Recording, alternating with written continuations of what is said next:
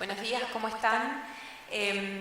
Bueno, el tema, como ustedes saben, de hoy es inteligencia artificial. Justamente hoy es el día de Internet, precisamente, así que es el mejor de los marcos para tratar este tema que está en todos los foros de tecnología a nivel internacional. Como ustedes saben, la inteligencia artificial está siendo presentada actualmente como un fenómeno con claros y oscuros. Ya el BID nos había anticipado que el uso de la inteligencia artificial puede generar un crecimiento en la riqueza a nivel mundial para el 2030 de un 14%. Y ese mismo crecimiento para la Argentina puede ser incluso de un 10%. Por otro lado, hay otros datos que nos plantean otros desafíos. En Argentina, la masa de trabajadores activos, solamente de ese total, el 16% cuenta con herramientas para poder trabajar hoy con inteligencia artificial. Y este dato, que seguramente ustedes ya lo escucharon, el 25% de las profesiones que hoy existen y los trabajos que tenemos probablemente con el tiempo desaparezcan o muten de la forma en la que hoy lo conocemos.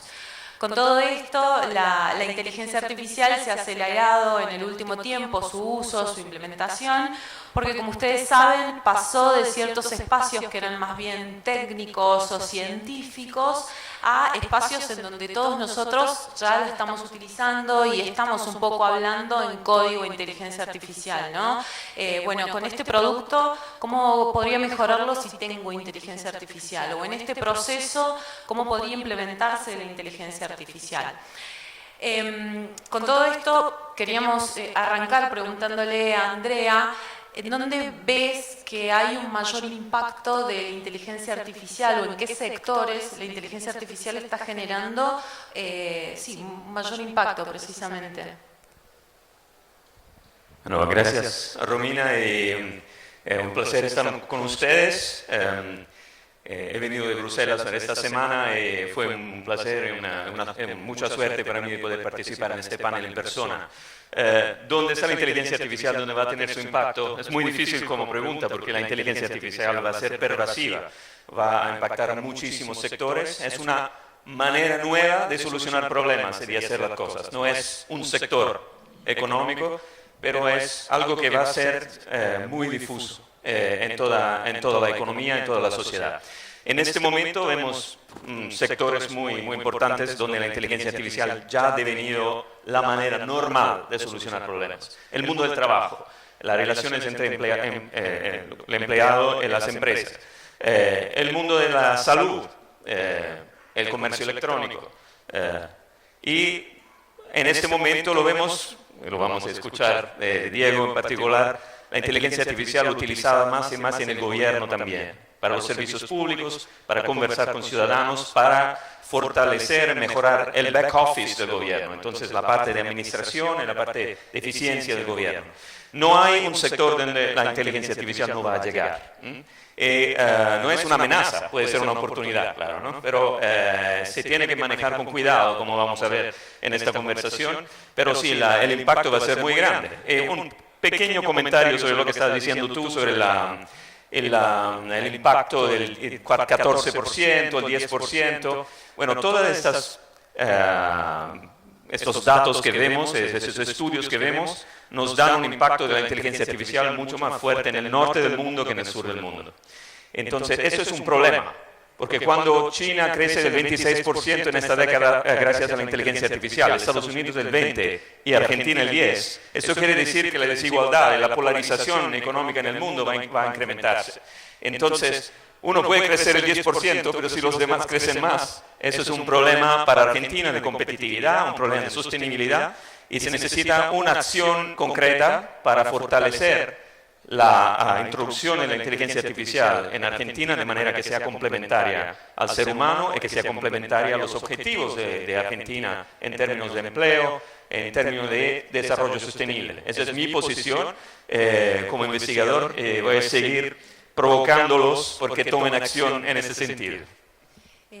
Andrea, y cuál es la experiencia en la Unión Europea con este fenómeno de la inteligencia artificial y en donde, por supuesto, ya hemos visto que hay iniciativas para su regulación, por supuesto acá también hay, pero en donde ya la experiencia es mucho mayor en el desarrollo también de la tecnología?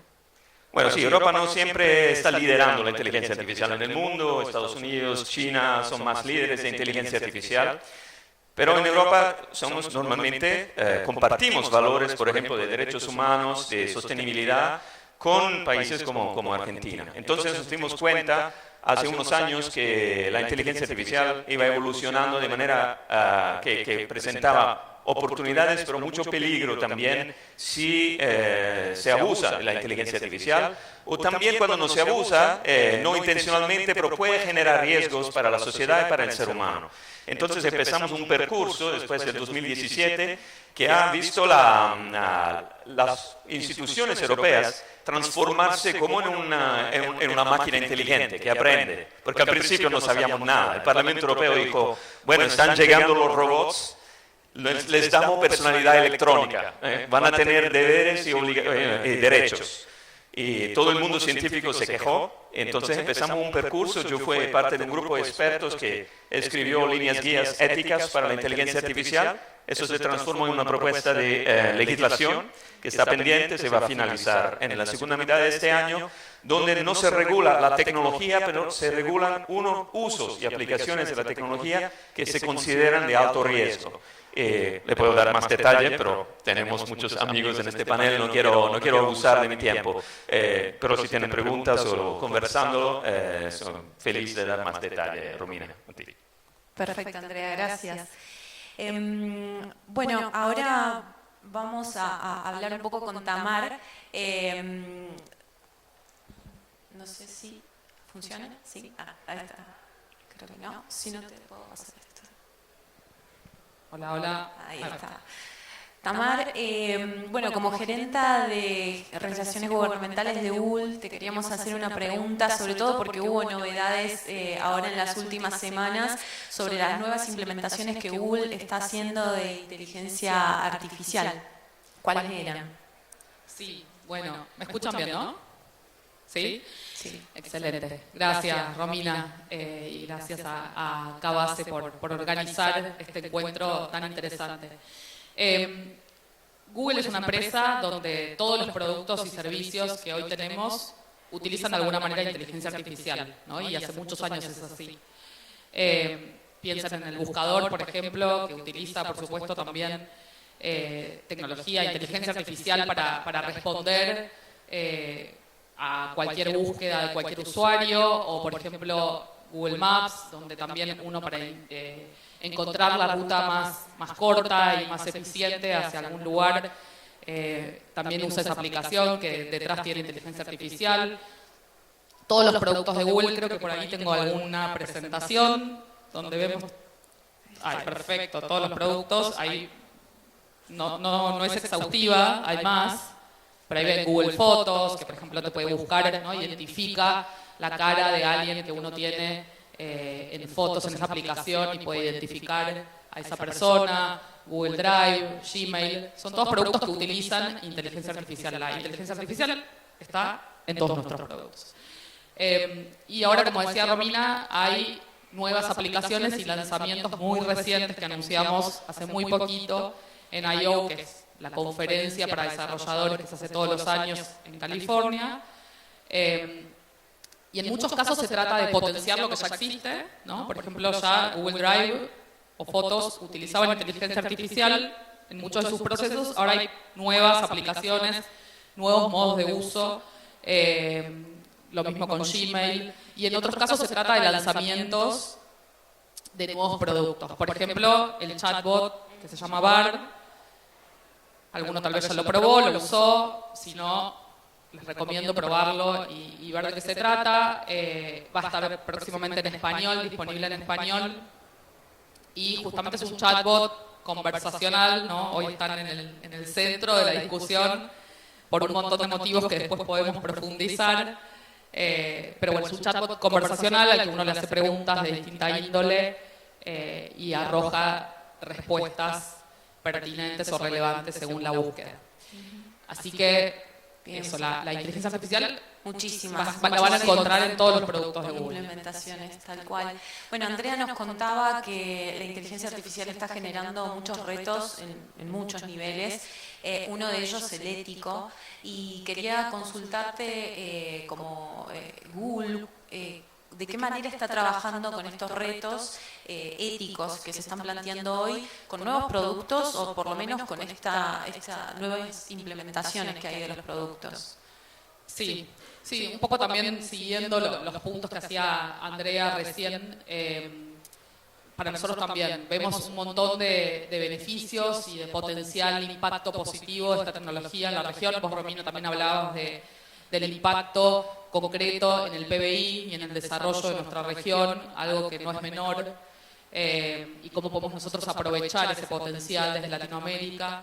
Y nosotros también vemos muchos impactos positivos, pero por supuesto también vemos potenciales riesgos, como con todas las tecnologías, ¿no? También a veces se hace hincapié o genera mucha ansiedad la inteligencia artificial, pero la verdad es que todas las tecnologías tienen un potencial impacto positivo y también riesgos, ¿no? Y se trata de que las personas que la están diseñando y que la están regulando y que la están usando, por supuesto, dialoguen sobre esos riesgos y entiendan cuáles son las mejores maneras de avanzar mitigando esos riesgos. Eliminar los riesgos se puede, yo creo que es un objetivo deseable y hacia ahí vamos todos, pero sí seguro se puede en el camino encontrar las maneras de mitigarlos, ¿no? Y para eso tenemos que escuchar a todos los actores, ¿no? La Unión Europea aquí es un actor central también en la discusión, por supuesto.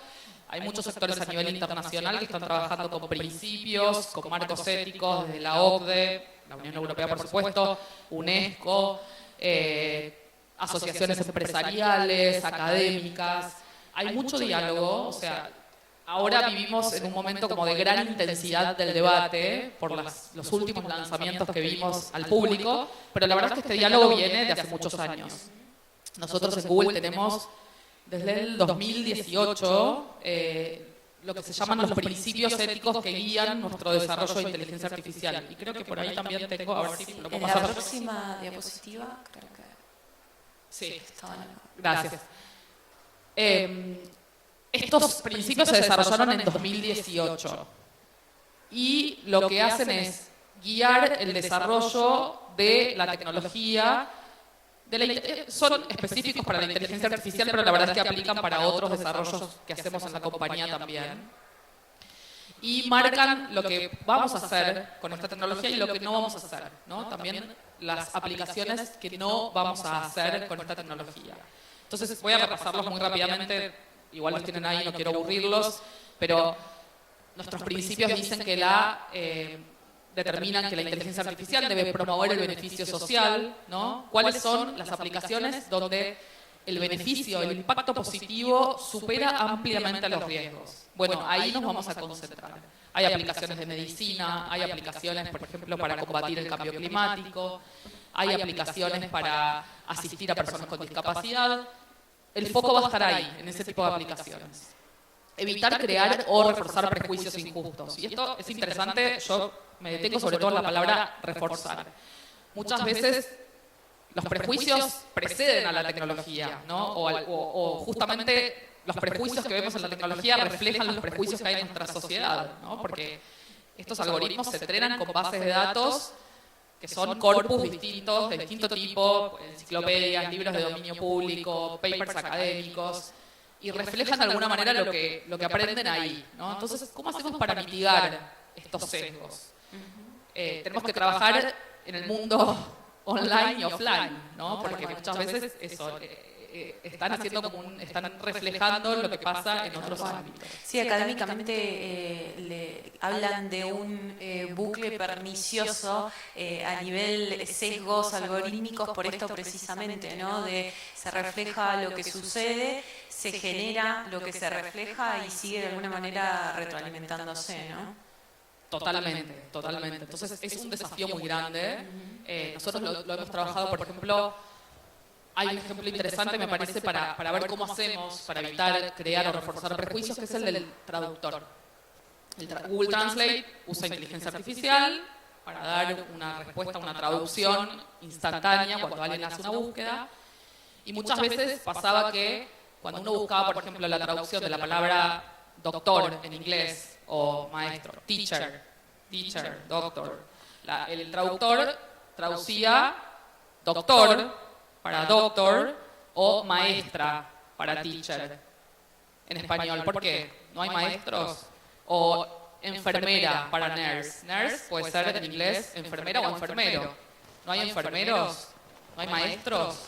Y eso, bueno, es un reflejo de los prejuicios que preceden esta tecnología, pero la tecnología puede ser algo para combatirlos. Y entonces trabajamos mucho en que cuando uno hace una búsqueda de una palabra que no tiene pronombre en algún idioma, el traductor refleje los pronombres posibles en el lenguaje de destino. ¿Se entiende? O sea, que si yo busco doctor, el traductor me diga doctor o doctora. Teacher, maestra o maestro. Y bueno, son aplicaciones y son desarrollos que nos permiten trabajar en estos principios. Bien. Simplemente como después vamos a volver al tema, a algunos temas regulatorios y demás con Andrea y con Tamar, pero queríamos hablar con Diego. En particular, bueno, Diego, dentro de todas las funciones que tiene a cargo, tiene el proyecto BOTI. Y queríamos consultarte cómo funciona BOTI y en ese sentido, bueno, todos creo que hemos tenido alguna aproximación con BOTI, sobre todo a nivel pandemia, en donde BOTI fue sumamente útil, pero bueno, contarnos cómo funciona y sobre todo cuáles son los desafíos que se está planteando la Secretaría en torno al vínculo con los vecinos. Bueno, ¿me dejás hacer una encuesta antes? A ver, levanten la mano los que alguna vez usaron BOTI. Y dejen la mano levantada aquellos que usaron BOTI en un contexto afuera de la pandemia. Bueno, bastante bien, ¿eh? Bastante bien. Justo comentaba antes de entrar, BOTI hoy concentra el 18% de todas las interacciones que tiene la ciudad con sus habitantes. Para que tengan una dimensión, el 66% lo toma la web y el 18% lo toma BOTI, que es un producto que si bien arrancó formalmente como chatbot desde el 2013, vio la luz en su modelación actual en el 2019, lo cual es un producto relativamente reciente. Hoy la ciudadanía se contacta con el gobierno principalmente por medios digitales. ¿Por qué? Por comodidad, por la estructuración de la información, por la facilidad de acceder. Y la web fue como el rey en ese universo durante mucho tiempo. Pero la verdad es que todos los que son los chatbots conversacionales son mucho más efectivos. Hoy lo vemos tanto en ChatGPT como en Bard y mismo las búsquedas que hacemos de Internet comúnmente. Hoy en muchas oportunidades las canalizamos a través de este tipo de agentes. El chatbot de la ciudad, como les mencionaba, tiene 1 millón de interacciones por mes. Su récord fue en la crisis de Omicron en enero del 2022, que llegamos a tener 22 millones de conversaciones en 3 meses. Porque estábamos todos buscando el test, etcétera, etcétera. Ahora, ¿usamos inteligencia artificial? Sí, poquito. Y el desafío que estamos tomando es avanzar. ¿Por qué? Pasame una si mostramos los modelos, por favor. Hoy, ¿cómo funciona el chatbot de la ciudad? ¿Me adelantan un slide? ¿Cómo funciona el chatbot? Una más. Tenés un conjunto de intenciones. Tenemos más o menos 700 acciones con 6.000 intenciones. Entonces, les digo algo que todos usan. Renovar el registro. Uno puede decir renovar el registro, renovar la licencia de conducir, sacar el carnet de conductor. Hay distintas formas en las que uno puede referirse a ese acto que es renovar la licencia. Y dentro de renovar la licencia puede ser renovar la licencia, sacar una nueva, reimprimir, subir de categoría. Hay muchas acciones que están relacionadas a la licencia de conducir. ¿Cómo están estructurados hoy tanto BOTI como cualquier chatbot que usan compañías o gobiernos en esta dimensión? Hay un conjunto de expertos, se llaman expertos conversacionales, que deducen lo que llaman los intents o las intenciones para estas cosas que podemos hacer. Entonces escribimos, no sé, 10, 12, 15, 20 intents por cada cosa que hacer. ¿Y a dónde está la inteligencia artificial? Que cuando viene cualquiera de nosotros y escribe en el chatbot, renovar la licencia de conducir, hay un algoritmo de NLP, de procesamiento del lenguaje natural, que toma eso y le trata de pegar a esas intenciones. ¿Hay inteligencia artificial? Sí, muy poquito, muy poquito. ¿Por qué? Porque no aprendo, porque solamente estoy interpretando los textos contra un subset de textos que fueron definidos por humanos con conocimiento, pero en el fondo con materia, de una manera arbitraria, y porque cada uno de nosotros se expresa de manera distinta. ¿Cuál es el paso 2 que estamos ahora? Pásame una más. ¿Una más? El paso 2 es este, que es,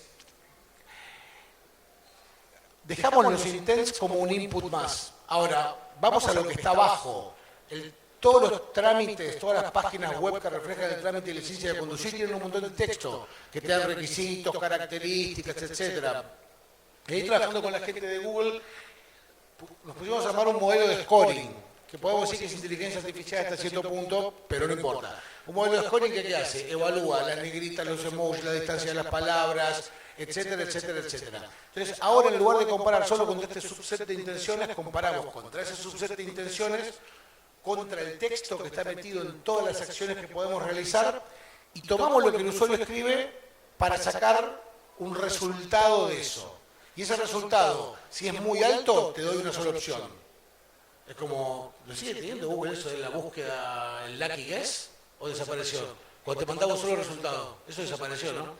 Bueno, en una época hace mucho tiempo Google te permitía buscar, dame un solo resultado, creo que me siento afortunado. Se fue. Lo sigue existiendo, perfecto. Bueno, y si no te pone una categoría. Con esto que hicimos, nosotros logramos bajar un 35% el 18% que teníamos entre no entendidos y falso positivo. ¿Qué es eso no entendido? Cuando vos le decías algo y el chatbot te decía, no te entiendo. ¿Y qué es un falso positivo? Cuando vos decías, quiero estacionar mi bici, y yo te respondía, querés estacionar, te recomiendo que pongas la dirección de tu calle y te fijes si tu auto puede ser estacionado ahí. El chatbot creía que te había respondido bien, pero estaba equivocado. 18%. Con esta estrategia lo logramos bajar a 12. Es un montón. Es un montón. Ahora, y estamos contentos. Pero la tecnología avanza rápido. La aparición de ChatGPT con OpenAI y BART con Google nos pusieron un desafío adicional que estamos transitándolo. Pásame una más. Esperamos largar, hago un spoiler, en junio, el primer MVP dentro de Boti con esto, que no va a tomar a toda la lógica de Boti, porque es demasiado amplio, tiene un montón de interacciones muy complejas, y lo que hicimos es, obviamente, estamos trabajando en esto con la gente de OpenAI, no le estamos pegando al ChatGPT puro con todos los contenidos que tienen, estamos usando el motor de ChatGPT con un subset de contenidos que nosotros definimos, y ahora lo estamos focalizando específicamente en dos aspectos, que es cultura y turismo. Entonces, todo lo que sea vinculado tanto a las actividades que presenta la Ciudad de Cultura y de Turismo, como a la información en general, esperamos en junio tenerlas volcadas en esta, si se quiere, implementación adicional de inteligencia artificial. Tomando eso como MVP, esperamos en los próximos meses avanzar hacia poner eso, o esa forma de interactuar, como la forma de interactuar con todos los servicios que Boti brinda. Se van a volver más ricas las interacciones, seguramente, con el uso de GPT. Nuestro objetivo es que no haya más, el año que viene, la opción A, B, C, D, no. A conversar directamente. Dame una. Exacto. Bueno, Malena en la misma línea tiene a su cargo a Tina dentro de sus proyectos, de numerosos proyectos que tiene. Y bueno, también un poco quería que nos comentaras cómo funciona Tina, cómo ha sido el inicio de camino también de Tina desde el año pasado. Yo sé que Malena tenés un video, no sé si lo ponemos ahora o... para arrancar. Buenos días, primero que nada, no sé si ahí se escucha. Sí. Ahí, buenos días a todos y todas. Si quieren, primero pasamos el video como para presentarles a Tina. ¿Está?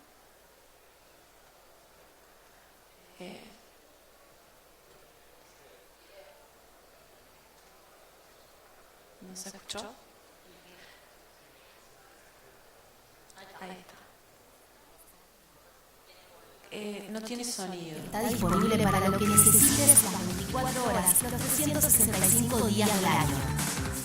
Tina puede ayudarte a resolver trámites, informarte sobre tus derechos o derivarte a un organismo.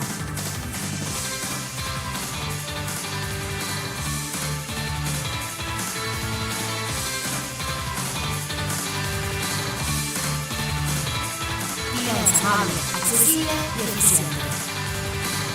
Encontrarla en argentina.gov.ar, en la aplicación de Argentina, o agendala en tu WhatsApp con el 11 39 10 10 10.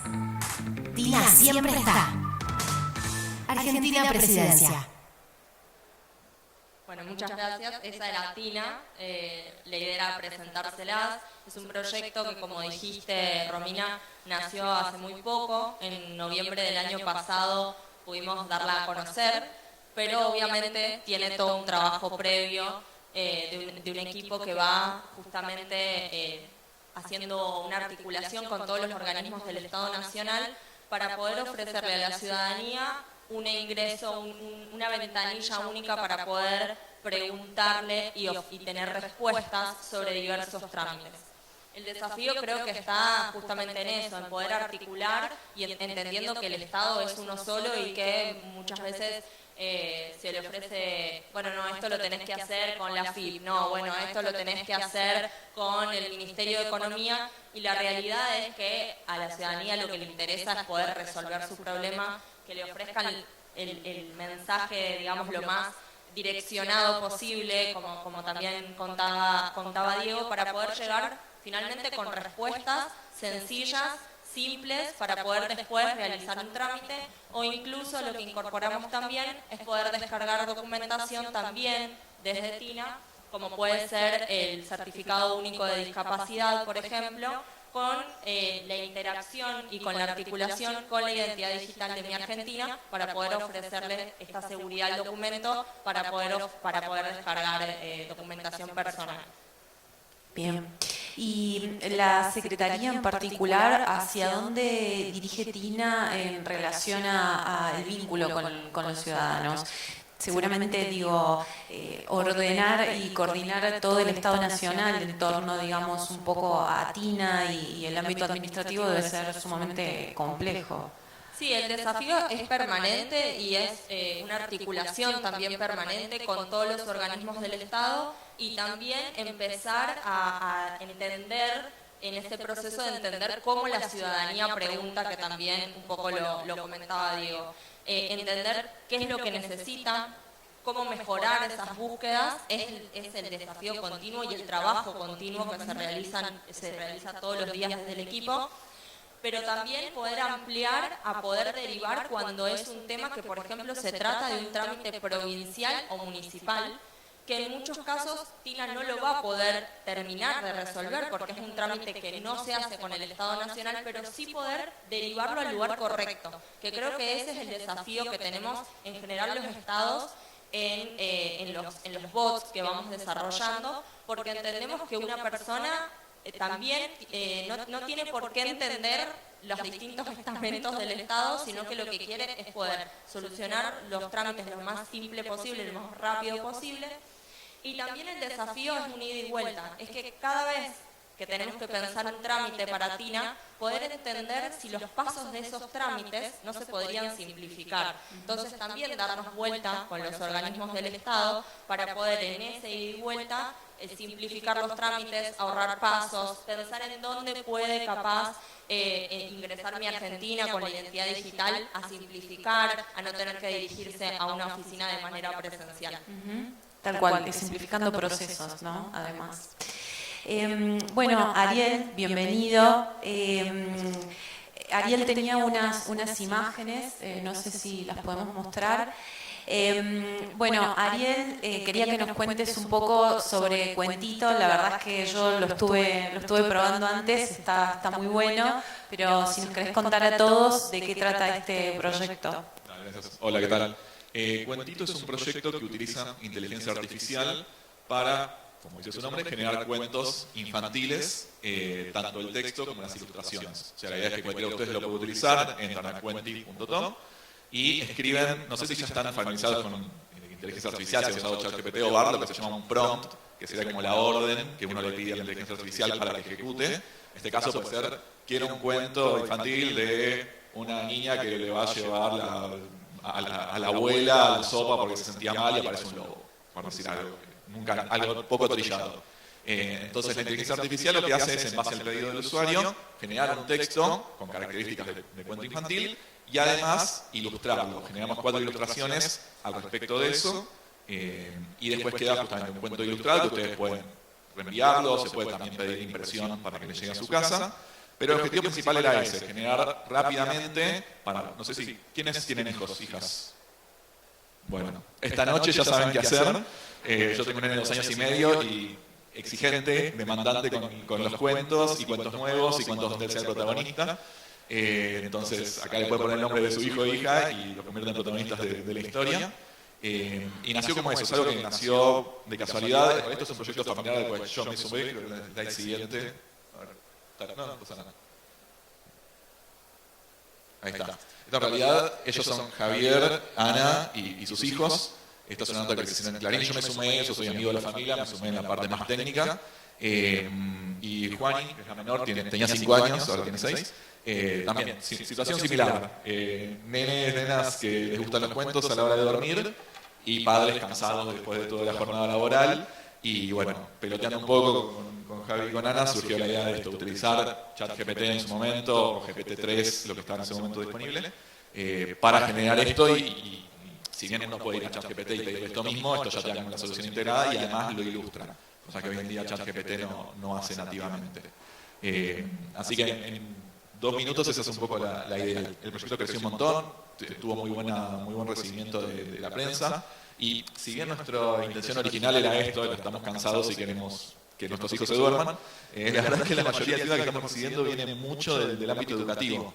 Nosotros, personalmente, no estoy muy ligado al ámbito educativo, pero la gran mayoría de los usuarios hoy en día son docentes, escuelas en otros países. Nos encontramos de repente un día con un curso entero de una escuela brasilera, escribiendo cuentitos en español. O sea, se ve que para la clase de español, te das cuenta, eran todos legajos, @unainstitucion.com.br, y que escribían en un español no nativo. Se ve que lo están usando para la clase de español en Brasil.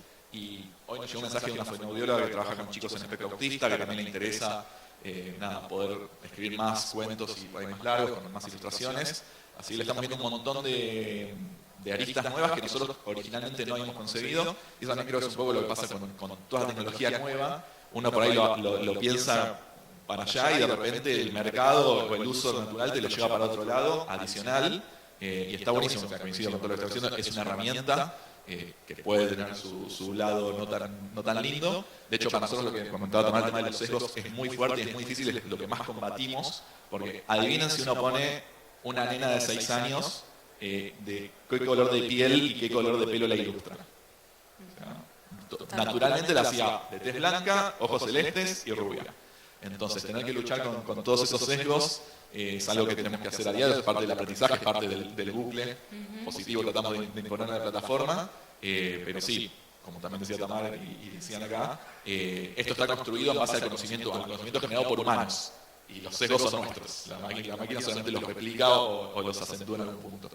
Pero los invito obviamente a probar la herramienta.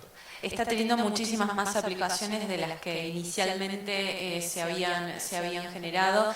Y sinergia a nivel educativo, por ejemplo, en particular, ¿cómo lo ven ustedes o cómo lo podrían encarar?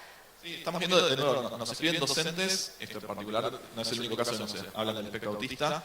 Es una herramienta por ahí para que el chico, la chica o los padres tramiten situaciones del ámbito educativo o personal. Vemos un montón de chicos que quieren ser Messi o que quieren jugar con Messi o que les encanta Roblox, pero un montón también de gente que, no sé, que perdí el gato, o sea, la historia de mi gato que se perdió y después nos escriben en el feedback, gracias porque esto me ayudó con esta situación. Pérdidas familiares o momentos difíciles a nivel familiar que se tramitan a través de la escritura de un cuento, que muchas veces uno como padre por ahí su hijo se tiene que ir a vacunar. Bueno, ok, te voy a contar un cuento de Pepito que se vacuna y qué sé yo. Un montón de esas cosas vemos, de gente que va al dentista. Podemos hacer un ranking de las profesiones más difíciles para los chicos en base a esto, porque hay un montón de chicos que van al dentista, un montón de chicos se vacunan, chicos que pierden alguna final o algún partido importante de algún deporte que estén haciendo.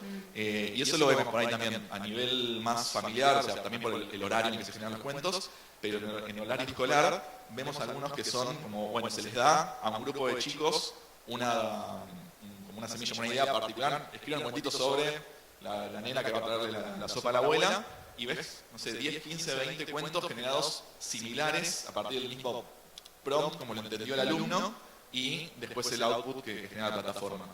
Así que todos los días vemos cosas que nos sorprenden y nos alegran un montón. Tal cual, se abren cada vez más las aplicaciones. Bueno, presentando un poco a cada uno de ustedes, la idea es consultarles un poco a Andrea, Tamara y por supuesto quien quiera participar, sobre todo el tema de retos regulatorios o normativos que ya están en el tapete y que ya están trabajándose. Hay temas como por ejemplo que lo trajo Tamar y Ariel toma el de los sesgos algorítmicos y el poder leer en ese código la tecnología. Y bueno, seguramente hay otros más. Andrea, si nos querés comentar. Sí, los sesgos son uno de los problemas que se han identificado hace muchos años. Pero tenemos otros. Voy a ser muy corto, pero yo creo que la primera cosa que se tiene que decir es que la inteligencia artificial es un tipo muy especial de inteligencia, que no tiene conciencia, ¿no? Es una capacidad de computación muy avanzada, capacidad de alcanzar unos objetivos que son típicamente especificados por el ser humano y tiene un nivel de impredecibilidad en la manera en que soluciona unos objetivos, especialmente cuando utiliza redes neurales y otros casos. El hecho que lo que la diseñan, en particular en el caso del deep learning, muchas veces no saben exactamente cómo la inteligencia artificial va a solucionar el problema, pone un primer reto de transparencia, especialmente cuando la inteligencia artificial se va a implementar dentro del gobierno, donde el gobierno típicamente ha la obligación de tratar a todos en la misma manera, ¿no? Que es algo que el sector privado tiene un poco menos, puede discriminar un poco más, y eso es muy importante, lo hace el utilizo de inteligencia artificial en el gobierno. Un beneficio potencial enorme, pero al mismo tiempo una gran responsabilidad del lado de la administración pública. En este caso, el gobierno que va a implementar GPT tiene un problema de seguir monitoreando cómo GPT soluciona unos problemas para asegurarse en la cantidad limitada de información. Va a solucionar un poco ese problema, que no se haga discriminación, que no se dé una información a un tipo de persona y no a otro tipo de persona, que no se incorporen sesgos de los tipos que Tamara estaba mencionando antes, por ejemplo, en la respuesta y todo eso. Ariel tiene otra responsabilidad, una responsabilidad de no incorporar en estos cuentos unos subdolos sesgos que en la formación de un niño puede ser muy importante. Yo me acuerdo de una investigación empírica de hace 3-4 años en el Midwest de Estados Unidos. Eso es la otra cosa que quisiera preguntar a Ariel, si no está preocupado, donde salió que los chicos, los niños en Estados Unidos, en el Midwest, están tomando el acento de Alexa y no el de sus padres. ¿Por qué? Porque interactúan mucho más con Alexa que con el papá y la mamá. Y también me pregunto que, bueno, el arte de hacer la pregunta, cuentito, es donde la creatividad humana se va a desarrollar mucho más. Pero lo que va a pasar con el esfuerzo de un papá y una mamá demasiado cansado en la noche de inventar algo, y si no delegarlo a una inteligencia artificial, esto es algo que nos va a cambiar y nos da el reto de cómo coexistir con la inteligencia artificial. Bueno, el caso de GPT es un caso que ha sido muy importante a nivel de la Unión Europea, porque la Unión Europea ya ha identificado riesgos para derechos fundamentales, riesgos para la seguridad, en unos casos y aplicaciones de inteligencia artificial. Ya estaba finalizando su ley de inteligencia artificial en febrero, se paró para una reflexión porque había salido GPT. El problema era que es un problema que puede ser aplicado también a casos de cuentito, a casos de gobierno. que la ley de inteligencia artificial se aplicaba a los que se llamaban proveedores de inteligencia artificial, que en muchos casos no son los que han diseñado y desarrollado inicialmente el sistema de inteligencia artificial. Entonces, quizá que Cuentito puede usar GPT en futuro, pero no tiene el control total del model object, del objeto del modelo de GPT. Entonces, ¿quién tiene que ser responsable de identificar, manejar y mitigar los riesgos? ¿Cuentito o OpenAI o Google con BARD?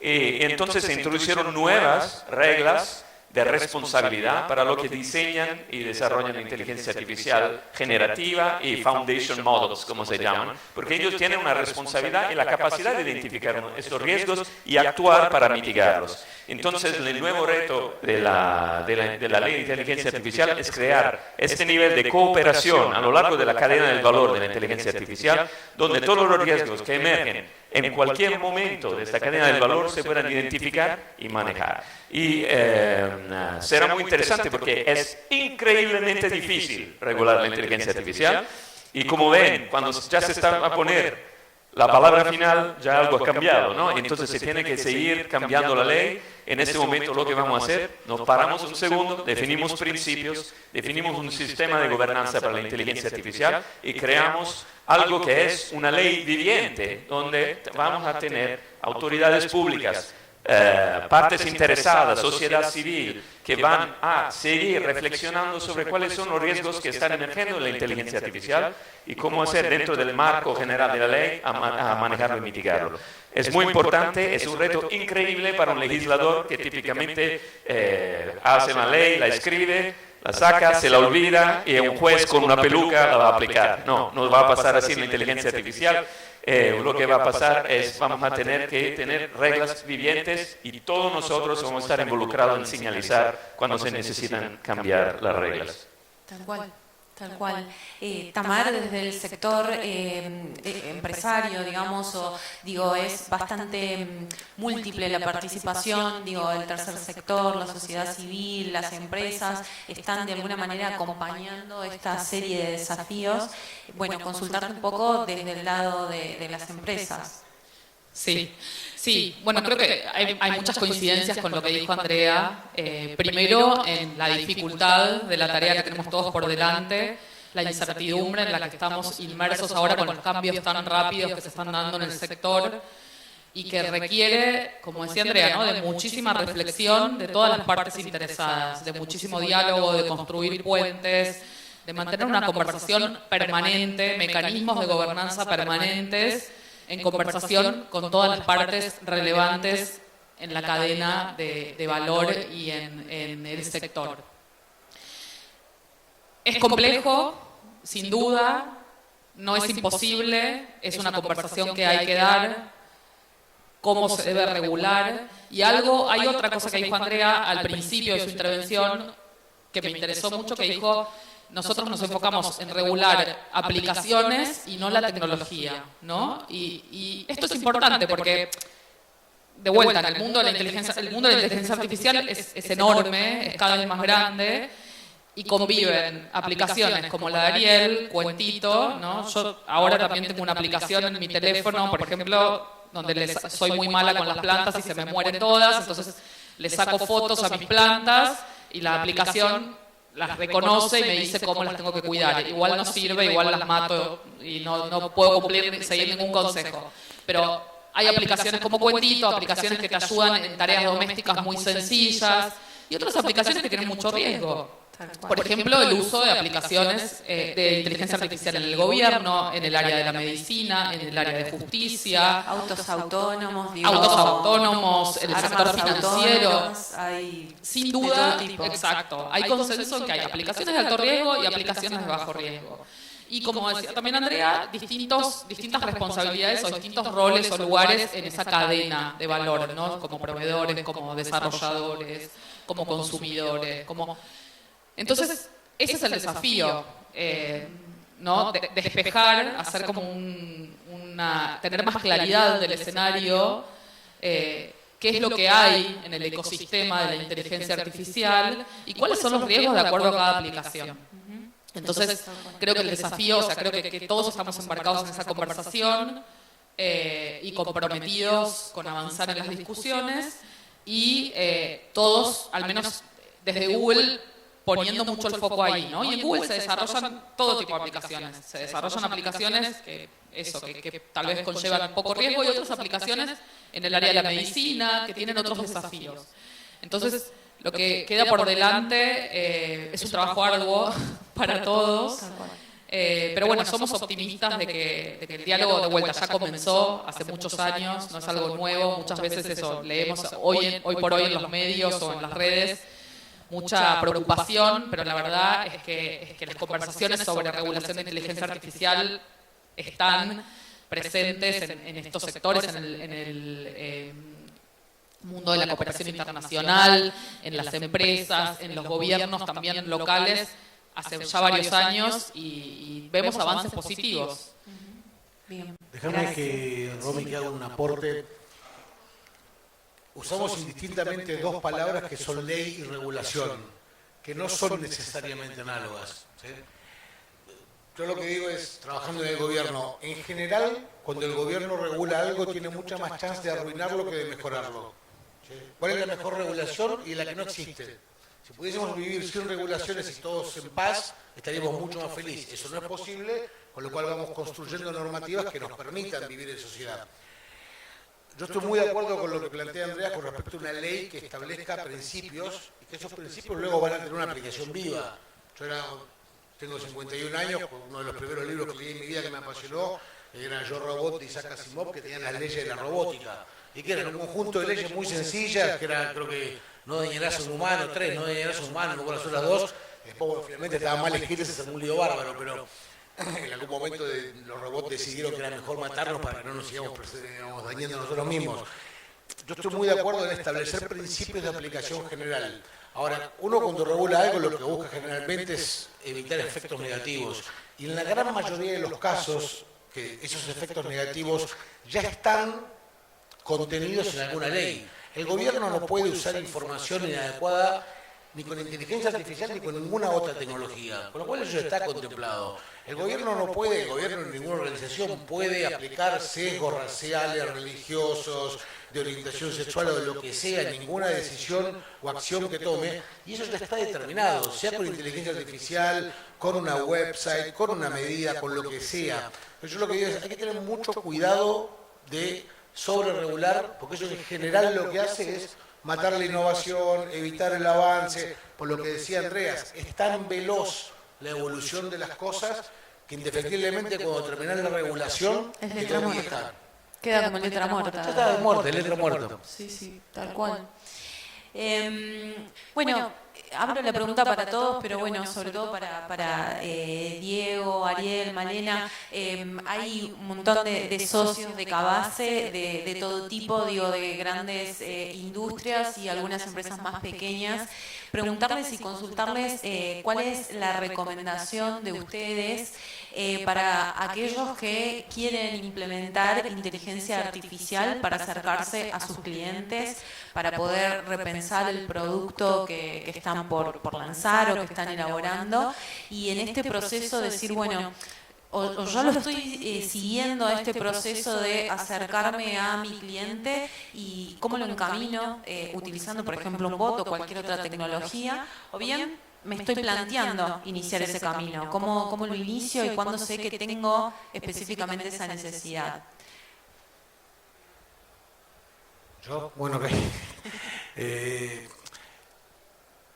mi recomendación es nunca buscar el medio como fin. O sea, uno no tiene que pensar en inteligencia artificial, no tiene que pensar en un chatbot. Todas esas son herramientas que buscan solucionar una problemática que es finalmente la que queremos atender. Cuando surgió Boti en la ciudad, nosotros teníamos el website y teníamos el 147, que es el teléfono. Te cuesta un montón de plata, son gente hablando por teléfono, es incómodo. Entonces buscamos una cosa en el medio de esas dos. Y buscando, cómo bajamos el costo que tenemos en toda la gente que llama el 147, cientos de personas hablando, apareció la idea de hacer un chatbot. Lo que es, para mí es muy importante pensar las soluciones desde mi objetivo y no desde las herramientas con las que cuento. Es decir, no agarro una pico del oro y me fijo para qué sirve, sino veo una cosa y digo, che, ¿con qué este tornillo, esta tuerca, con qué la desato? Desato, no. ¿Con qué la aflojo? Con una pico de oro. Soy malísimo con las herramientas, pero sí, no es lo que... Entonces, mi objetivo sería ese, pensemos siempre en la solución y no en las herramientas que tengo, y desde la solución busquemos las herramientas. Excelente. Como, no sé si se escucha, entender también el contexto en el que me muevo, digo, es la realidad de cada uno de las empresas socias es diferente también en cada uno de los lugares del país donde se asientan. Creo que eso también lo tomo como uno de los desafíos que tenemos desde TINA como Estado Nacional, de poder entender que la realidad en todo nuestro país no es igual para todos y entendiendo eso también poder llegar con una solución clara y accesible para todos y todas. Bien. Bueno, les agradezco a todos su participación. Queríamos tomarnos este último espacio para que el público, los asistentes, puedan hacerle preguntas a los expositores. Allá creo que... Bueno, buenos días. David Maskin, proveedor de Internet. Es para Ariel la pregunta. Nosotros... David Maskin, proveedor de Internet, nosotros somos los que hacemos la autopista para que puedan llegar los usuarios de Cuentito. Pero te quiero hacer un comentario y pedirte tu reflexión, no como proveedor de Internet, sino describirte lo que me pasó cuando usé Cuentito. Recibí un impacto muy fuerte porque la devolución de Cuentito era la inteligencia artificial aplicada a un proceso de creación. Y el impacto es porque siempre nos relacionamos con la inteligencia artificial, pero vinculados a procesos donde hay una administración de información, pero una respuesta concreta. Acá la devolución es un proceso creativo. Entonces, el impacto que sentí es, ¿esto viene en forma sustitutiva o viene a potenciar la creación artística? Gracias.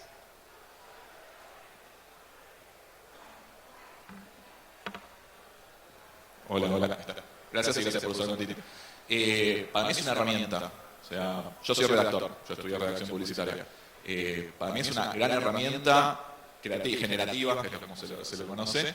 Es una gran herramienta para padres con poco tiempo, para profesores y demás, pero no reemplaza al humano, es un adicional, es un pico del oro. Es algo, con la mano puedes aflojar un tornillo a veces, pero a veces necesitas una herramienta. Esto, y hay muchos otros usos que se le pueden dar a ChatGPT o a Bard, es una herramienta adicional, si querés creativa, o sea, no está inventando, no está haciendo el mismo proceso que hace una persona a la hora de crear un cuento. O sea, no está pensando, no tiene conciencia. Simplemente tiene un corpus, tiene miles de millones de libros leídos, si querés de alguna forma, y genera en base a lo que vos le pediste algo similar, que es lo que cree que vos vas a querer. Y a veces le pide. Pero para mí, yo lo veo como una herramienta para potenciar, para ayudar, para descansar muchas veces, para doble chequear. Yo uso mucho inteligencia artificial para redactar mails. O sea, la verdad es que por ahí soy muy extenso a la hora de redactar, entonces le pego lo que yo escribí a ChatGPT, o solamente a Bard, y le digo, resumímelo, hacerlo un poco más fácil, más legible, porque yo sé que a la gente no le gusta leer en general. Yo personalmente lo vemos como una herramienta muy focalizada en esto que estamos haciendo, pero en general es como algo que ayuda al humano que asiste, y creo que estamos lejos de Skynet, por suerte, pero lo vemos como eso, como algo que te ayuda. Hola, mi nombre es Martín da Silva, mi pregunta es para Andrea, justamente por el tema de regulación. ¿Qué podemos esperar capaz que en un futuro si cada IA se comporte diferente según por país, según la regulación del país? Por ejemplo, como pasó, como pasó en Italia, que no permitieron el uso de IA, vamos de vuelta. No, ¿qué podemos esperar a futuro de cómo se va a comportar la IA en diferentes países? Porque cada uno, por ejemplo, en Italia lo bajaron, no permitieron usarlo por un tiempo hasta que hicieron cierto cambio en su comportamiento. ¿Podemos esperar quizás en un futuro que cada IA se comporte diferente según en el país que se use? ¿O se puede hacer una regulación global que permita el uso de la misma forma en cada país? Gracias. Bueno, no escuché perfectamente la pregunta, pero se estaba refiriendo a la posibilidad de una regulación global de la inteligencia artificial. Bueno, una cosa que puedo decir, por los de ustedes que hablan inglés, les sugiero de ver la reunión que hubo en el Senado de Estados Unidos ayer, donde el CEO de OpenAI, Sam Altman, pero una representante también de IBM y un académico, Gary Marcus, explicaron un poco su posición sobre la nueva ola de inteligencia artificial generativa al Senado de Estados Unidos, con la idea si fuera necesario regular o legislar. Y puede ser algo bastante teatral, ¿ok? Lo que hizo Sam Altman, dijo, le pido de regular, regúlenos. ¿Por qué? Porque no sabemos exactamente cómo mitigar los riesgos que estamos generando con esta inteligencia artificial. Fue bastante extraño, bastante interesante. ¿Por qué?